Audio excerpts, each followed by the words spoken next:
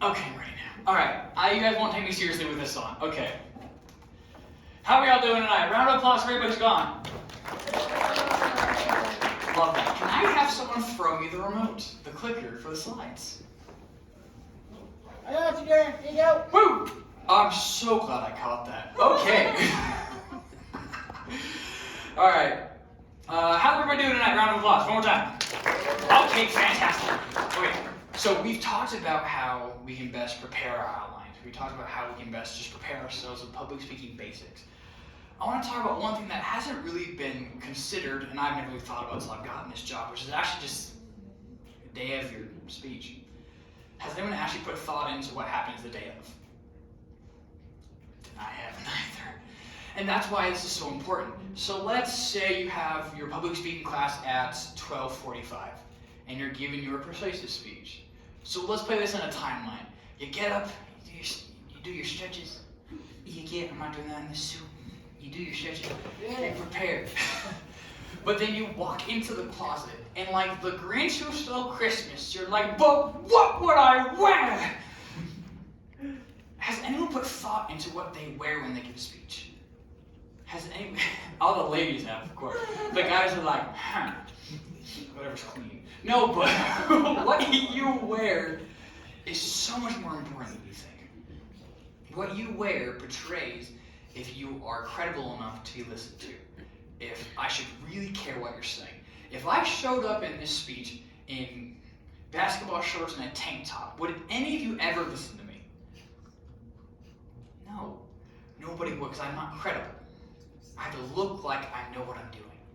So let's keep going with the storyline. So you go into your class and you pick, like, okay, these nice bright blue slacks, white shirt. I'm like, I like this purple tie. Let's be crazy. Let's do a little something crazy.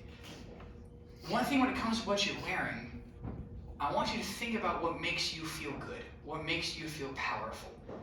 Because if you feel good, you probably look good, because honestly, we have some very attractive people in this audience. We all look fantastic. Thank you. If you feel powerful, you will act powerful. One thing that I like to do in terms of interviews, speeches, or anything, I like to wear this tie. This tie was a gift from my mission president. He was a very big, burly man who spoke in a very deep voice, was very professional. So when I ever have an interview, I like to wear this. It makes me feel like I can do anything. So that's why I'm wearing this now. It's so important. So you pick your outfit, you go to school, you have some time. Your class starts at 12:45. Practice. You have time to practice. Go to the presentation practice center. There's no such thing as practicing too much. There is no such thing. Practice, practice, practice. And when you think you've done it, practice it again. Because there's so much more that you can learn. So you've practiced, you've gone over everything, you reviewed your outline, you reviewed, avoid saying ums. You know not to walk in a circular motion about 4 times during your speech because it's distracting. You know what you're doing. You can do this. So one of the things I kind of joked about in the beginning was the science of power poses. You know, like doing that little Superman thing. Do you guys know there's an actual science? Like, you actually feel really, really good about power poses. In a Forbes article, it talks about how about 55 studies show a link between very explosive postures and feeling of power. Now, why is that? It's a rush of hormones that kind of make you feel that you can do just about anything. It's scientific.